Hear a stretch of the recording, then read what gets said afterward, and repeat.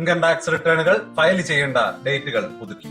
കലണ്ടറിൽ നമ്മൾ ജൂലൈ മാസത്തേക്ക് കടക്കുമ്പോൾ നമ്മളിൽ പലർക്കും ചെറിയൊരു ടെൻഷൻ തുടങ്ങി കാണും. കലണ്ടറിലെ ജൂലൈ 31 എന്ന ഡേറ്റിന് ചുറ്റുമുള്ള ആ ഒരു ചുവന്ന മാർക്ക് വെറുമൊരു ഓർമ്മപ്പെടുത്തലല്ല, ഇൻകം ടാക്സ് ഫയൽ ചെയ്യാനുള്ള ലാസ്റ്റ് ഡെഡ് ലൈനിലേക്കുള്ള ഒരു കൗണ്ടറാണ്. പക്ഷേ ഒരു വിഭാഗം ടാക്സ് പേയേഴ്സിന്റെ കാര്യത്തിൽ ഒരു വലിയ ബ്രേക്കിംഗ് ന്യൂസ് വന്നിട്ടുണ്ട്. ഗവൺമെന്റ് ചിലർക്കായിട്ട് ഡെഡ് ലൈൻ നീട്ടിയിട്ടുണ്ട്. അവരുടെ പുതിയ ഡെഡ് ലൈൻ ഓഗസ്റ്റ് 31.